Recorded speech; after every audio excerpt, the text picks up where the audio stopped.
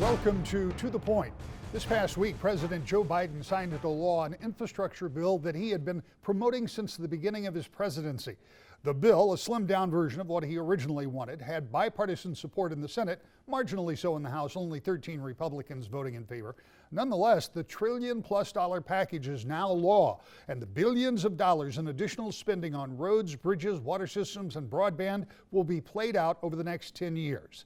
To get an idea of what the plan will do and how it differs from the as-yet resolved Build Back Better plan, we talked with U.S. Senator Gary Peters. Our conversation took place after the infrastructure bill passed and just prior to it being signed by President Biden. Senator, it will be one of the most significant spending packages that we've ever seen in our lifetimes. It will be dealing with infrastructure. It has passed. The president will have signed it by the time that most of this interview airs. Tell me about the bipartisan infrastructure package that you guys passed, in August, over in the Senate, and the House dealt with it in the past couple of weeks. There is a lot in there, and I think there's a lot of misconception, perhaps, about what may be in that bill. So from your perspective, what's in it? Well, what's in it deals with physical infrastructure and the need to make investments in that infrastructure to make sure the United States continues to be the most competitive economy in the world, creating good paying jobs. And what is striking to me is if you look at where the United States ranks in terms of infrastructure, roads, bridges, internet service, all of the things that are part of this legislation, is that we rank right now in the world, based on experts, number 13 in the world in terms of infrastructure. This is the United States of America. I don't want to be on any list, particularly something as critical as the infrastructure of your entire economy when you're in 13th place. We need to change that. We need to make major investments.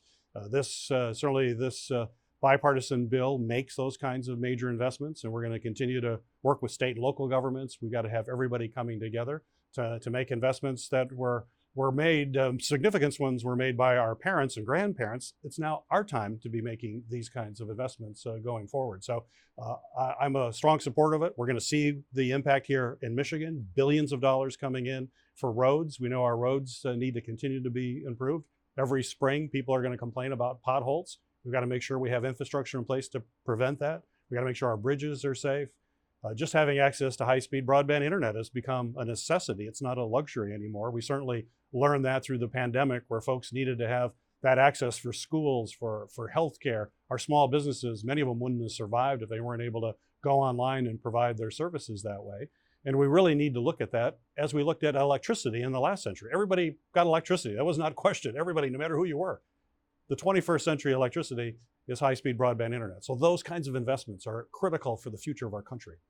All of those things you just mentioned are addressed in that bipartisan bill, but that's really the part that you will see. There's a lot of it that you're not going to see because there's money in there to do all sorts of things with water. There is money to fight PFAS, a forever chemical that we are only way too familiar with right here in West Michigan and all over the state for that matter. But it'll also take care of water supplies, do things underground. I mean, this really does address the broad picture. I mean, we know it's a very, let's face it, it's a big price tag on this over the next 10 years, but there really isn't much that you could consider infrastructure that doesn't get touched by this somehow. Yeah, no, there's it will get touched, but you're right. Some of it is not going to be seen because it's underground. And we know that our systems, particularly in our cities, and you think of Grand Rapids, older cities, the underground infrastructure is every bit as important, and you've got to fix it. Part of this legislation, for example, make sure we get rid of lead service lines, which we know it can be devastating for a community. We saw it in Flint. We're seeing it in Benton Harbor now. There are other communities that this is basically a ticking time bomb, so we need to fix that. PFAS, as you mentioned, a forever chemical. We have more sites in Michigan than any other state in the country right now, and maybe because we're actually looking for it, but we understand how toxic it is and how dangerous it is to people's health. So we've got to clean up those sites. But we also have a significant investment in Great Lakes restoration funding, which has been incredibly beneficial for communities all across our state to make sure the Great Lakes, something in our DNA, and folks here in the Grand Rapids area love the Great Lakes as much as anybody else. And we've got to keep them strong and vibrant and healthy and clean. This is a substantial investment in the Great Lakes. When you when you think about making these kind of investments, I want to talk to you about something that you got passed earlier this year, the Storm Act. We'll talk about that in a minute. But you said of that when you were in Grand Rapids earlier and were with a group of people, you talked about making the investment on the upfront, paying for it now rather than paying for it later. We already know that in the case of roads here in the state of Michigan, that trying to catch up after not repairing roads over the course of years is more expensive. But in the long run, making these investments should be a cost savings, right? I mean, Absolutely, and thinking about it up front is critically important. I chair Senate Homeland Security and Government Affairs Committee, and within the Department of Homeland Security that oversee is FEMA, the Federal Emergency Management folks that come in when a natural disaster hits and picks up the pieces, and it's incredibly expensive. Think of the flood in Grand Rapids in 2013 and the cost associated with that because infrastructure failed. It wasn't prepared to deal with what we know is happening with climate change, which means we're getting frequency of storms is increasing, but more importantly, the severity of those storms. Having 500-year storm events every few years is not becoming unusual. It's becoming more the norm. And so we have to build greater resiliency, and it's cheaper. In fact, studies show every dollar you invest in making your infrastructure resilient from floods, for example, will save ultimately $6 for the taxpayers. That's a great investment. I was 20 plus years in the investment business prior to being in public service. And if I told someone I could get them investment for $1 now to basically save or make $6, people never would push back on that.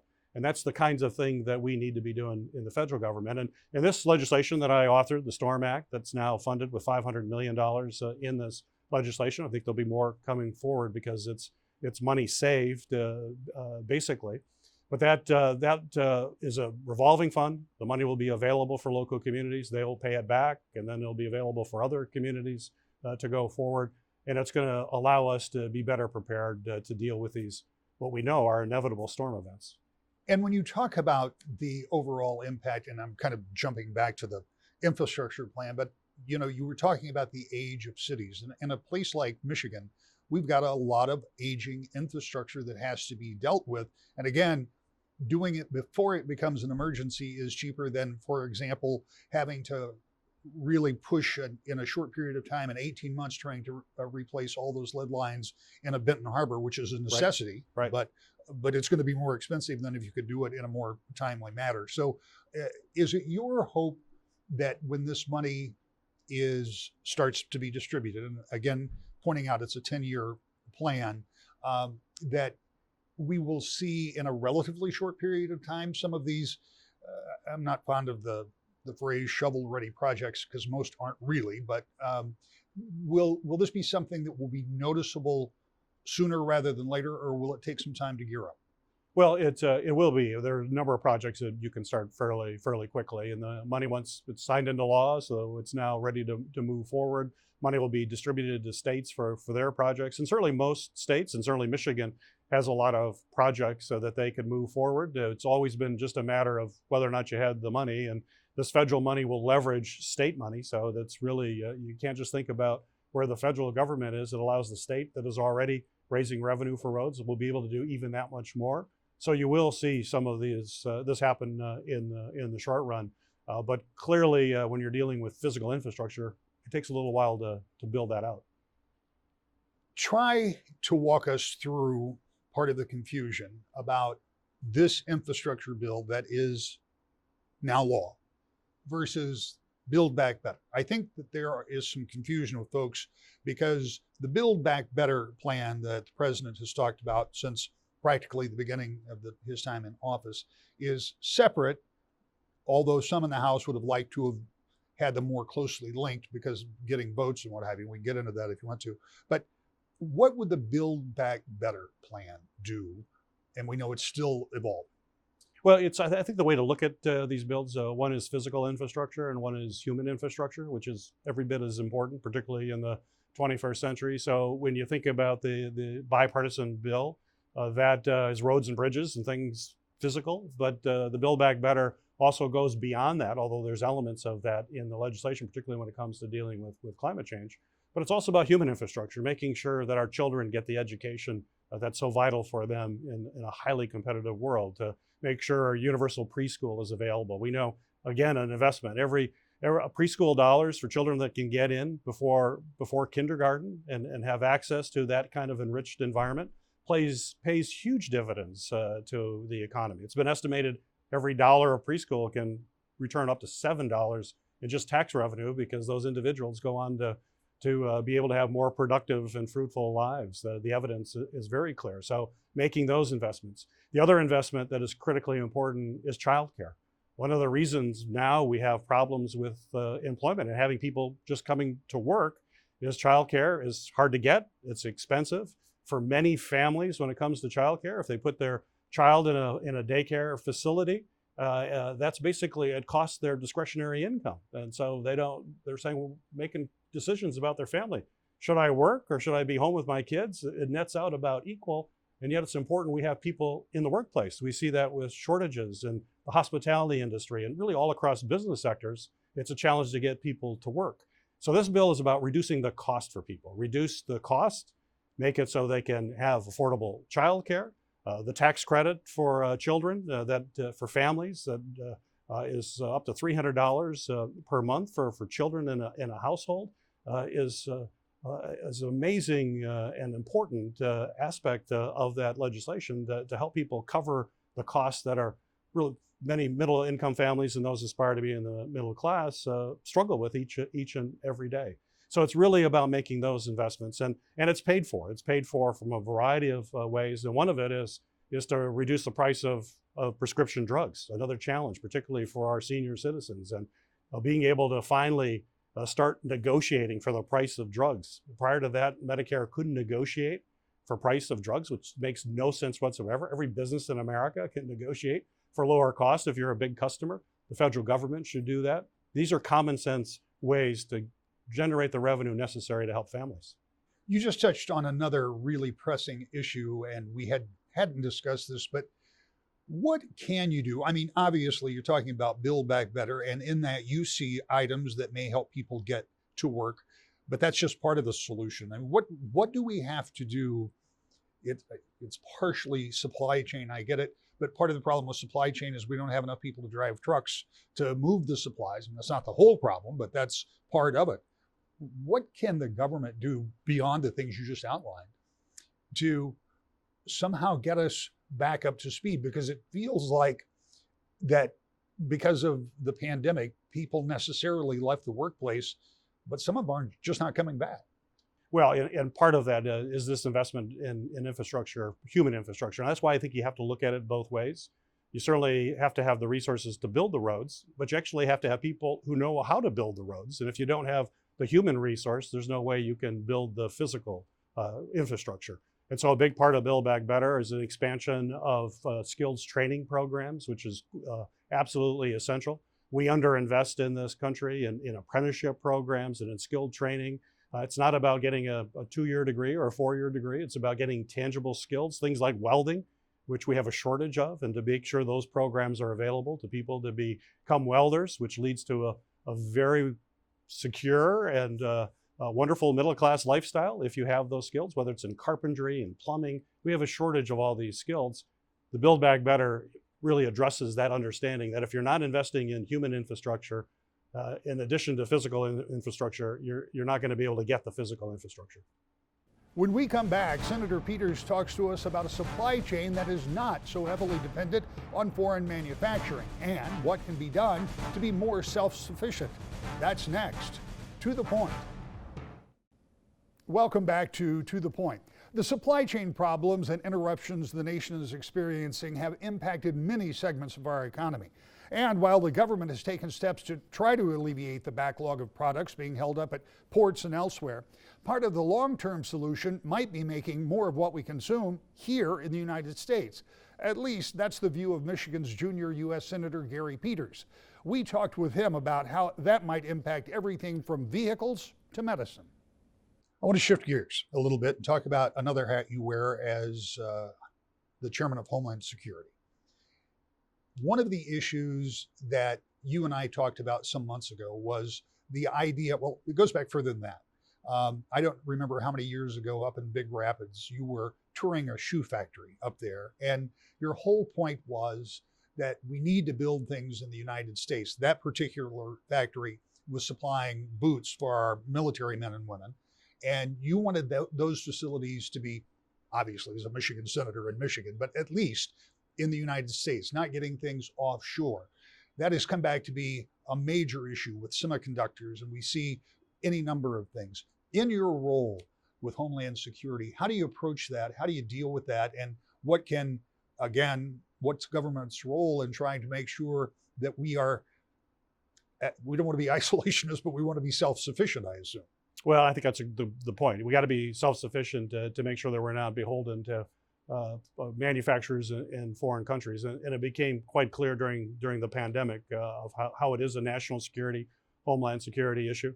I actually did a study back in 2019 through Homeland Security, looking at drug shortages that we face across the country at that time in 2019 on a regular basis.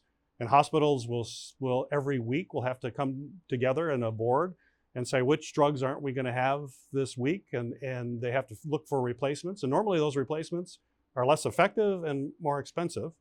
And when you look at the reasoning for it, if just the precursors, the beginning chemicals that go into most all of the drugs that we use, nearly 80–90% come from China and India. They're all offshore. It's not in the United States.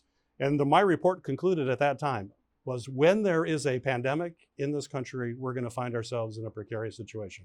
A few months later, we found ourselves actually in a pandemic, and it was clear that we have to look at medical supplies as part of Homeland Security, a part of our national security, similar to what we do in defense, as you mentioned. I serve on the Armed Services Committee, and we make sure, and I will never let this happen as a former naval officer, we don't buy our Navy warships from China. We don't do that. We make them here in the United States. In fact, we'll be making frigates up on the Wisconsin-Michigan border to make sure we have that capability. But we need it for semiconductors. You need it for medical supplies. That's why in another piece of legislation we hope to move forward, pass through the Senate, competitiveness will make substantial incentives and investments in semiconductor production, so it's here in the United States. So we don't have a situation like we have now where we have Ford F-150s ready to be sold, but they can't be moved off the lot because they're missing some chips that we're trying to get from Asia. That's unacceptable. We have to make sure it's made in America.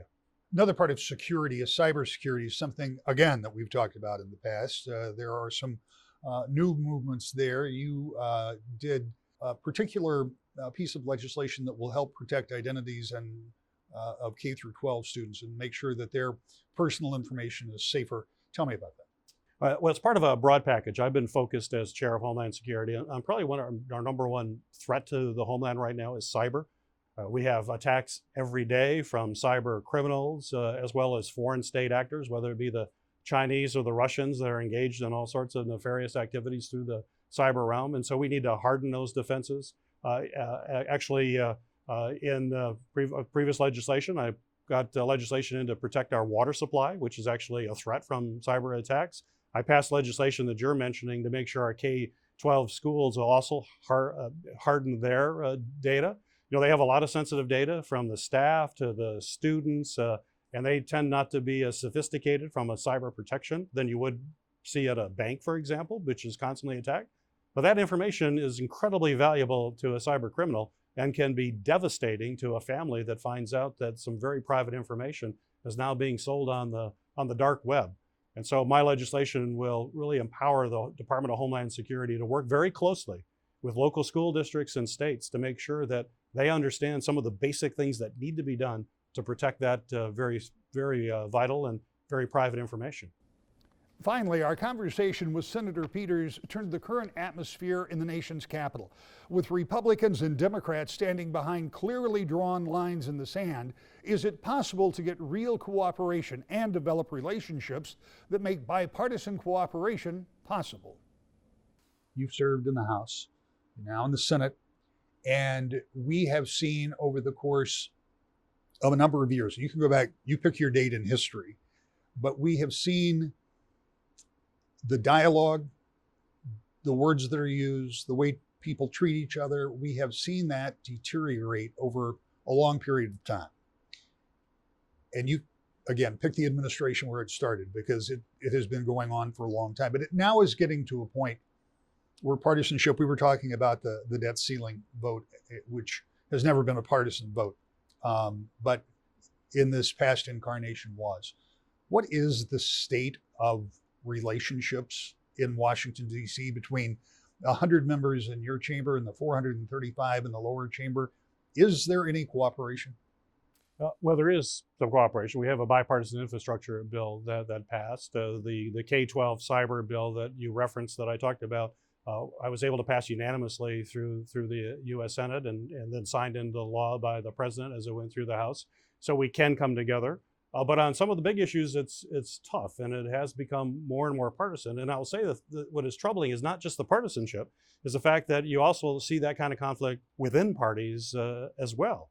I mean, you have a situation here with the local congressman, Congressman Upton, who, when he supported the bipartisan infrastructure bill, and when you think of infrastructure, that usually is not a partisan issue. Roads and bridges don't really have a Democratic flavor or Republican flavor. They're roads and bridges.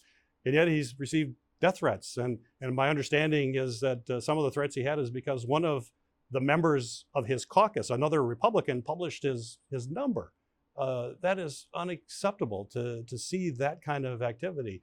And so we all have to step back, take a deep breath, and just understand that we've got really tough problems that we have to address, and we have to come together to get it done, and not immediately say no or yes, depending on whether you're wearing a red hat or a blue hat, or whether or not someone who's wearing that red hat, is it red enough for you, or is it, not a shade too light?